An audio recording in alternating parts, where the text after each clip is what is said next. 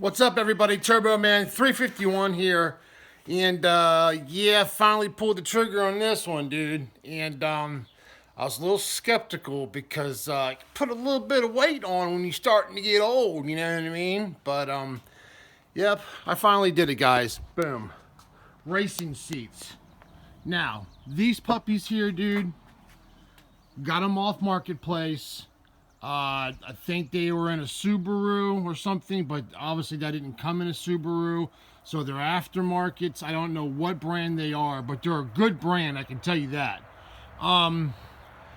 Interesting factor here. When looking at these seats on like marketplace or what have you, and you're looking on the computer screen, they look a lot smaller. And I mean a lot smaller than when you get in person. When I saw these in person, dude, look how big this thing is, dude. I mean, this thing is gigantic, man. I mean, it's not like gigantic, but it's big, you know what I mean? And now, I'm a size 38, maybe pushing a 40, man, I don't know. But I'm about 24 inches from, you get the idea. So anyway, yeah. I fit in this seat very, very well. I couldn't believe it. I was a little skeptical, you know, because you're a little bit bigger as you get older, and going from here to here, you know, I kind of kept my size a little bit from the gym. That never really went away, and I thought I was going to have a hard time squeezing in there. I've heard people are like, dude, make sure you do your seat measurements right. If not, you're not going to fit. It's going to be very, very uncomfortable, and you're not going to like it. And sometimes, once in a while, dude, you get lucky and you hit that sweet spot with something you buy, like a cow hood or whatever it is, something interior that looks really good. You know what I mean? You're like, ah, yeah, dude, that's it. And that was the case with this, man, with these seats, because I didn't know what I was going to get. You know, they have all these brands on LMR and Summit and eBay, and you're just like, dude, which one to go for? You know, do I want to spend $1,000 and get a good seat? You know, I didn't know, so I figured I'd pay $250 and give it a shot in the dark. I can eat $250, I guess, if it doesn't work out. I don't know, but yeah, dude, these things, awesome. Now, let me tell you what I had to do. Putting these just in your car like so, yeah, that's not going to work, dude. There's no way, brother. Unless you get something that's absolutely specifically for a Fox body and it's already been done on the bottom here. But when you're going aftermarket, like buying a seat from Summit and so forth, or off of eBay or Marketplace, you're going to run into this. So you got the seat tracks here, right? I had to knock off. There was a slider on here that I had to completely knock off. And that was a hard thing to do, right? Actually, this one hasn't been knocked off yet. So this piece right here, that slides here, and I had to knock this off here with the hammer and knock this complete cider out. I don't know what it is, but it's got these locks inside, so obviously you can only go so far. So I had to whack those off, and I had to get this seat as low as possible here on the bottom, okay? And then I transferred over the Fox body bracket. Nope, still way too tall in the car, man. It was hitting my head on the ceiling. It was horrible. Right, so what I did is I knocked the slider completely off, got it right about here, and then made a short little bracket about, I don't know, about to right here, okay? Yeah, dude, we're talking very low here, and I could barely get my finger in between the seat here and the floor to put a nut on, dude. I had to fab up some tabs, you know what I mean? It's like, it's 10 inches this way, 10 and a half on the bottom because it's an offset. And I was able to make it work, man. And I'm gonna be honest with you guys, dude. Putting this in the car and the way it changed my seating position is absolutely insane, dude. Now the seat looks really good. Awesome, right? I couldn't believe it, but it actually sits lower in the car, which was really a lot better for me. I couldn't believe it. Before, it was like I'm sitting on a stool and I'm having to press my feet in a downward position, right? Now it's like I'm laying down and now I'm pushing the pedal this way instead of going down. You know what I mean? And since I'm awfully lower now on the seat and lower in the car, I mean, I'm about an inch lower than the stock seat. I couldn't believe how much it dropped. I mean, it's like driving a Formula One car now where you're pressing this way and not going like this. And let me tell you something, man. That driving position, now it's like I'm kind of like laid back, like you're in a go-kart in a weird way. Perfect, man. I mean, perfect driving. The way the clutch feels now, pressing like this and not going down, is like so much better. The way I stabbed the clutch and shift the gear. I mean, it changed everything, dude. And I couldn't believe it. I'm dead serious. It absolutely changed it. The whole way I drove, quicker on the shifts, the way I'm sitting now, like I'm up here with the lever instead of up here, like going down. Now I'm like this, dude. Everything is like level now on a, I can't quite explain it, okay? It's just awesome, dude.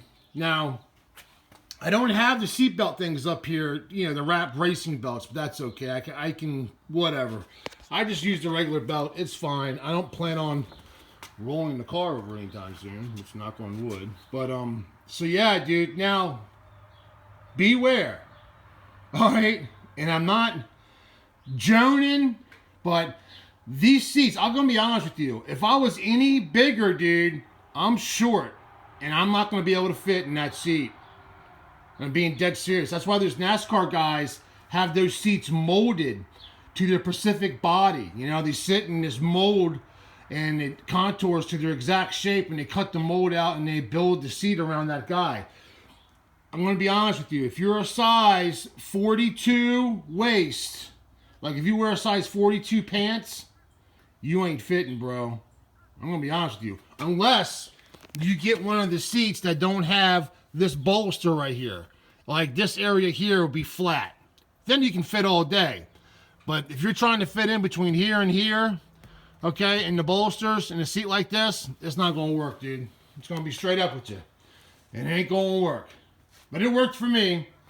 Barely, okay? Now, what does that say? Turboman need to shed some weight. I ain't kidding you, dude. I mean, I'm 6'3", 240. Yeah, that's a little... yeah. I mean, I don't look it, you know. It's just because I'm tall. But just some heads up, dude. Those seats are definitely worth it, man. But do your due diligence. Watch what you're getting. Do your measurements if you can. If you can have a way to, you know, don't buy these seats like, you know, like sight unseen or something like that, dude. You gotta look at the seat. When I went to meet this guy yesterday at a gas station, you know, I took my tape measure with me and everything, and I was measuring everything.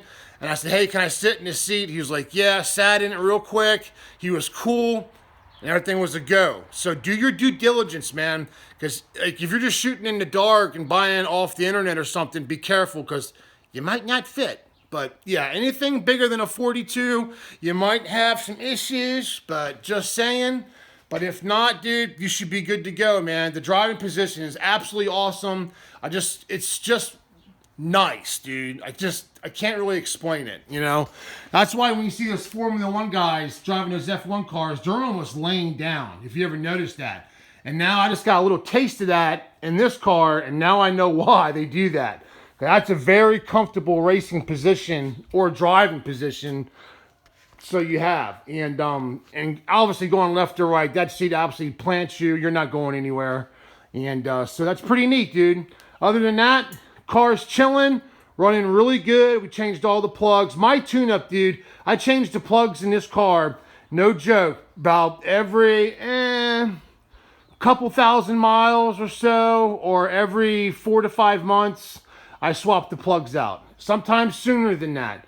Because I run race gas, the plugs get a little and not all the time. I'm just weird like that. I just changed the plugs.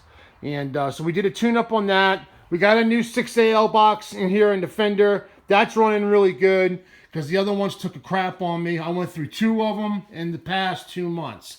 One I had for a very long time. It just crapped out. And another one I bought just a couple weeks ago off the internet or marketplace, and it died about a week later after I bought it. But it was one of the older ones, not a digital. But other than that, dude, we're trying to get the HP going.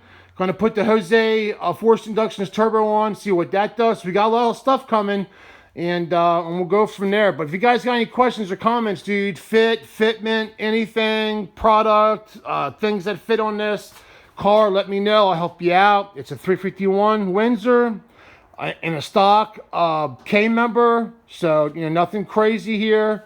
Got the Cobra 5-lug disc conversion on here. Nothing crazy. No aftermarket stuff. No modifying. Just simple bolt-on stuff. You know what I mean?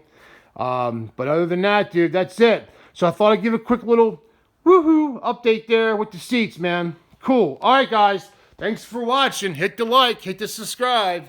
Peace.